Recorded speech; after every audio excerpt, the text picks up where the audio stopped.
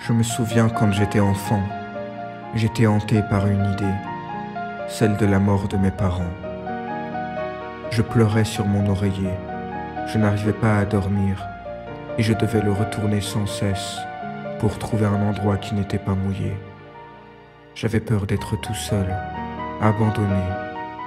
Et puis j'avais aussi de la peine pour eux. Ils commençaient à vieillir et je me disais qu'ils voudraient sûrement être jeunes comme moi. Mais le temps passe et ne laisse pas le choix. Et puis maintenant, moi aussi je commence à vieillir. J'ai toujours été angoissé à l'idée de vieillir et de mourir un jour. Quand j'ai eu l'âge d'être un adulte, j'ai voulu me libérer de ma peur. Je voulais vivre le cœur léger et jouer avec la vie. Mais ma peur revenait sans cesse et me tirait vers la dure réalité, celle du temps qui passe et de la mort qui vient. Je voulais vivre sans peur. Je voulais n'avoir peur de rien. J'ai théorisé que toutes nos angoisses ont leurs racines dans la peur de la mort, la peur du rejet social. On survit moins bien seul qu'en groupe. La peur de la souffrance physique, la douleur nous signalant que notre enveloppe corporelle est abîmée. La peur du vide, qui est celle de la chute fatale. On en revient toujours à la peur de la mort. Pour n'avoir plus peur de rien, il fallait ne plus avoir peur de mourir.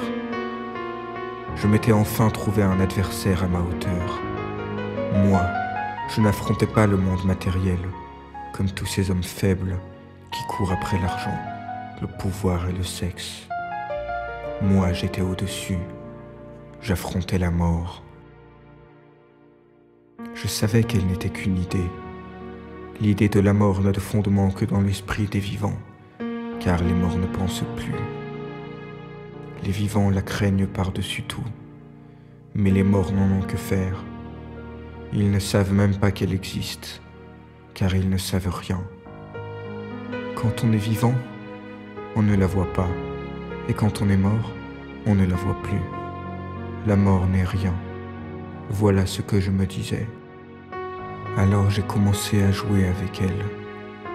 Je marchais au bord du trottoir, et quand un camion passait, je me voyais me jeter sous ses roues. Quand le métro s'approchait, je le laissais me frôler dangereusement. Je montais sur les hauteurs de la ville, et je regardais en bas. Mon cœur battait fort. J'avais peur. Je regardais et j'imaginais le sol s'approcher de mon visage à une vitesse folle. Dans ces moments-là, la mort était si proche. Il suffisait pour la rencontrer d'un mouvement si petit. Juste un pas. C'était mon jeu. Je jouais à mourir. Certains diront qu'ils n'ont pas peur de la mort. Ils n'en savent rien. C'est aux portes de la mort qu'on découvre notre comportement, quand les masques tombent, quand on est prêt à échanger 1000 vies contre un instant de plus. Je ne pouvais pas faire cette découverte avec mon petit jeu, car au fond, je savais que je ne me tuerais pas. Je savais que je ne ferais jamais ce petit pas. J'avais beau m'approcher de la mort, l'air devant moi devenait dense, si dense qu'il formait un mur infranchissable. C'était comme faire la moitié d'un chemin, puis encore la moitié, et encore la moitié. On se rapproche du but, mais on ne l'atteint jamais vraiment. Je ne pouvais pas faire semblant. Pour gagner ce jeu, je devais me tuer. Mais je voulais vivre. J'aimais la vie. Je voulais ne plus avoir peur de rien pour vivre encore plus. Mais celui qui ne connaît plus la peur perd son garde-fou.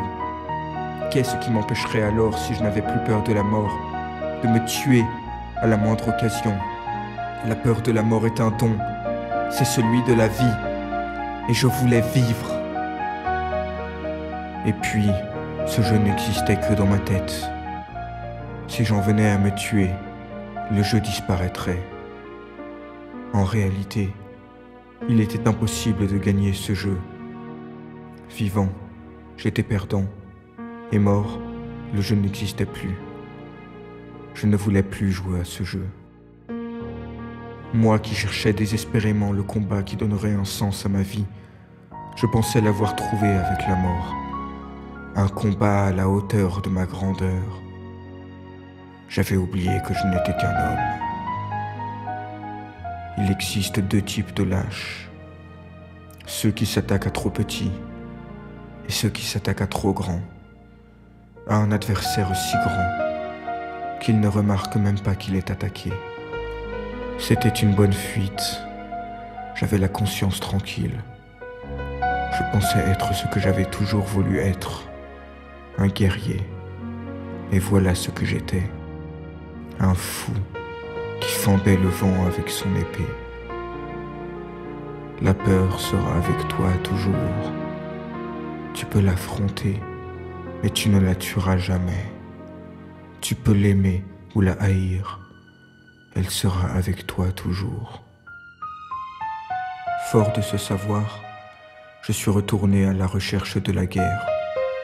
Sachant qu'il ne fallait pas viser trop grand, j'ai rapidement trouvé un nouvel adversaire, à ma taille cette fois-ci. C'est drôle, il est exactement de ma taille.